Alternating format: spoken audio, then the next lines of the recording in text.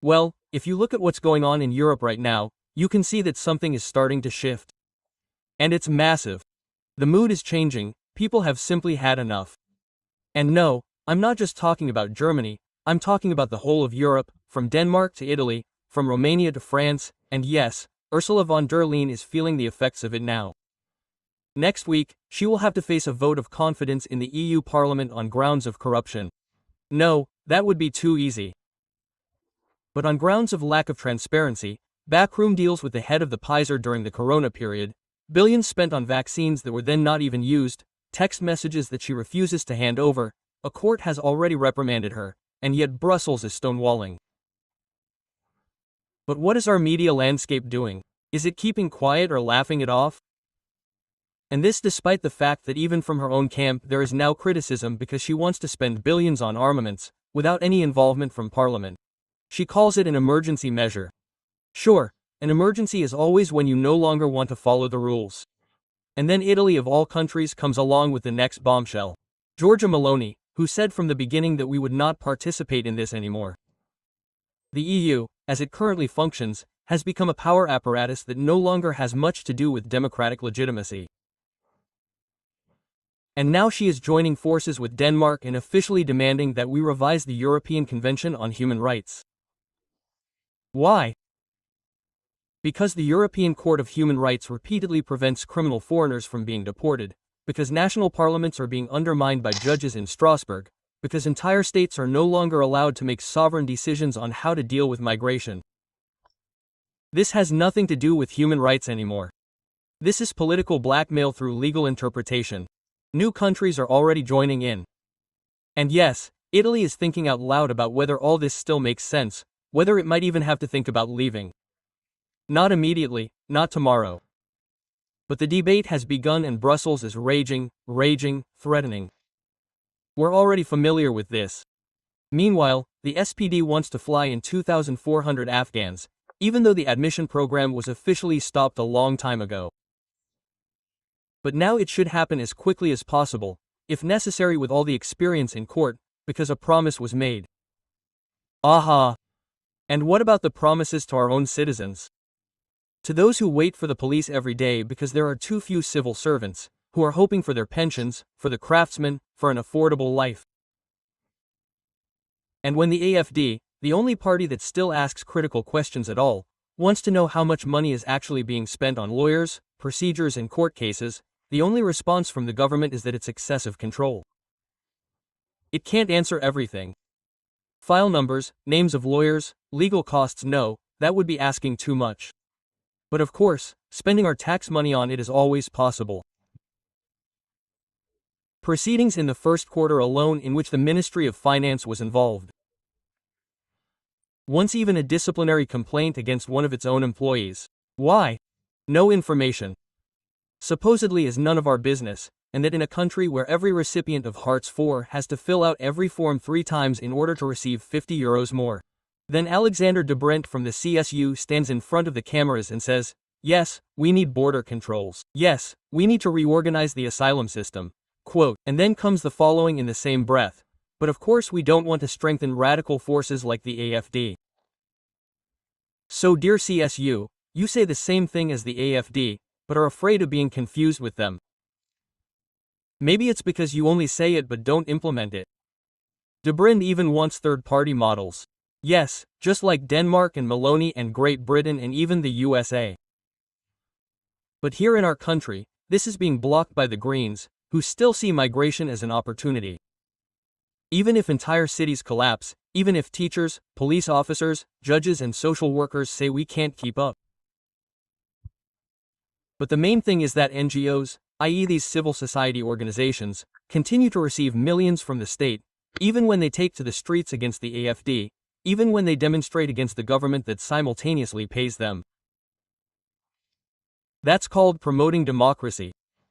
Now it turns out that even the EU has recognized that it has a problem here. As part of the so-called LIVE program, which is supposed to promote environmental protection, many NGOs have used the money for political campaigns against dissidents, against critics and against parties that do not fit into their left-wing worldview. And what is the Commission doing? It promises improvement at some point in the next funding period, perhaps. And then there's J.D. Vance, Vice President of the USA, standing in front of the camera and saying that Europeans should finally dare to become independent of the Americans, especially in matters of foreign policy, especially when it comes to migration, especially when it comes to what the population really wants, and what are our politicians doing? They dutifully continue to follow every line from Washington and then wonder why trust in the EU, in the government, in the entire system continues to crumble. Until it says quite clearly that when people call for less migration and their governments do the opposite anyway, then democracy dies. Period. And that is exactly what we are seeing here in Germany, in France, in Belgium. And that is not a conspiracy, that is everyday reality. But woe betide anyone who speaks up about it, then you are an agitator, a populist, or even a Nazi. When all people want is for someone to speak the truth, for someone to name the problems, for someone to say that enough is enough. And now comes the next twist. The EU, this self-righteous, intrusive bureaucracy, suddenly has to justify itself. Has to admit that it supports NGOs that act in a politically one-sided manner. Has to admit that things were not right when procuring vaccines under von der Leyen. Has to listen to people saying that its courts are undermining the sovereignty of the member states and that its own citizens no longer trust it. And in the meantime, the federal government is going into hiding. No responsibility, no remorse, no rethinking. Instead, complaints, silence, evasion, and the ever-same fear that the AfD could profit from it. But you know what? If only one party asks the uncomfortable questions, if only one party actually listens to what people outside think, then it will continue to grow. Not because people have suddenly become right-wing, but because they have had enough of this arrogance, this patronizing attitude, this indifference towards their own people. Europe is at a turning point. Italy is leading the way. Denmark is following suit. Even in the USA, the issue of migration and political representation is now being addressed more clearly than here. And in Germany, people are continuing to use repression, stigmatization, and ignorance to try to stop what can no longer be stopped. The desire for change, for sovereignty, for security, and for honesty. Because that is what it is all about. Politics finally being made for the citizens again and not against them. What we are currently experiencing is no ordinary political dispute. It is the final collapse of a federal government that promised more than it delivered from the outset and is now once again doing exactly what it does best. Breaking promises, shifting responsibility, and playing ideological power games at the expense of the citizens. The most recent coalition committee impressively demonstrated this. The CDU and CSU had promised a clear reduction in the electricity tax not only during the election campaign but also in the coalition agreement with the SPD. Point 1 of the immediate program. But what has remained? Nothing. The citizens continue to pay the full electricity tax. Only the companies are relieved, and even that is only half-hearted. Mars and Soder have once again failed at the hands of the SPD. 5 hours of negotiations and once again the SPD has prevailed. The CDU leadership is facing a shambles. What is the point of a coalition agreement at all if it is useless anyway? What is the point of a government at all if the interests of the population are so blatantly ignored? The excuse that there is a lack of money can hardly be taken seriously in view of a federal budget that is in record debt. Suddenly there is money for everything. For billions in aid abroad, for ever new climate funds, for ideologically colored projects of the traffic light coalition and its political successors, but no sign of relief for its own citizens.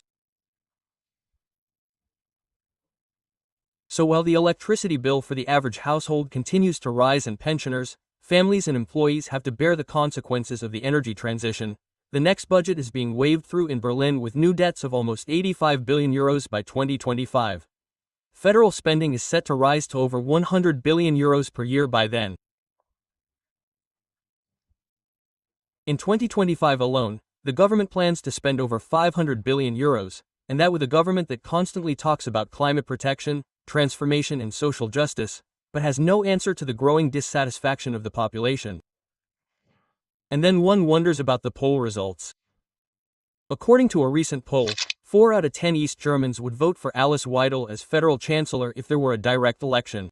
In Saxony, Thuringia and Saxony-Anhalt, this is no longer a surprise. There, the citizens are tired of being neglected by Berlin politics. And mistrust is also growing in the West, albeit more slowly. March is still considered a Western candidate there, with just under 40%. But even there, the AfD is stable at over 20%. According to the survey, a coalition between the CDU, CSU and AfD would be mathematically possible in Germany as a whole and would also be the only two-party coalition with a parliamentary majority. A scenario that clearly frightens many in Berlin. But instead of dealing objectively with the reasons for this change, the focus is now on repression. At its party conference, the SPD prepared proceedings to ban the AfD. A federal state working group is to be set up to collect material. The Greens are calling for a special conference of interior ministers. They apparently want to get rid of the unwelcome competition by court order. Not through arguments, not through better policies, but through a ban. But what does that say about the state of our democracy if the response to the growing popularity of an opposition party is no longer political competition, but legal action? Even self-confessed social democrats like Sigmar Gabriel warn against this course of action. He calls the entire project a substitute action, and he is right. Anyone who has lost hundreds of thousands of voters to the AfD should ask themselves why this happened instead of trying to ban their political opponents. Because even the report by the Federal Office for the Protection of the Constitution is apparently not enough to provide a legally sound justification for a ban. Back to Friedrich Merz, the man who came to power with the claim of turning the CDU-CSU back into a bourgeois conservative force after years of left-wing drift now seems driven. His coalition is already on the verge of collapse just a few weeks after taking office. The migration turnaround he had announced is de facto not even in the slightest visible. And on other issues such as pensions, minimum wages, and European supply chain laws, there is only conflict and uncertainty. Added to this is the questionable proximity to the Left Party. During the Chancellor election, there were talks with the Left Party faction in order to secure their votes if necessary.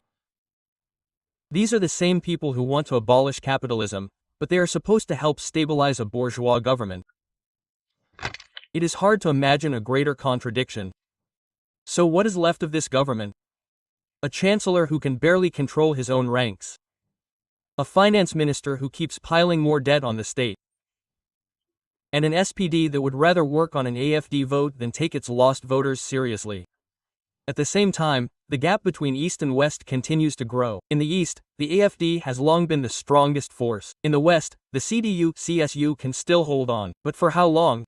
The country is heading towards a situation in which it will become virtually ungovernable, because the political center, as the CDU, CSU and SPD rightly define themselves, has long since lost the majority of the population. And the harder they try to conceal this state of affairs through power tactics and legal tricks, the faster they will lose the last shreds of credibility.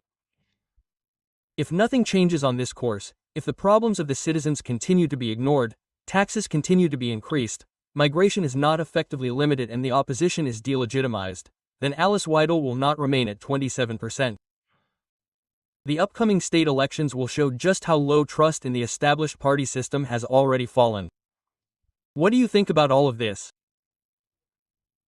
Feel free to share your thoughts in the comments and, if you haven't already, like this video and subscribe to our channel so you don't miss any more videos that are important for the future of Germany. Together, we can make a difference.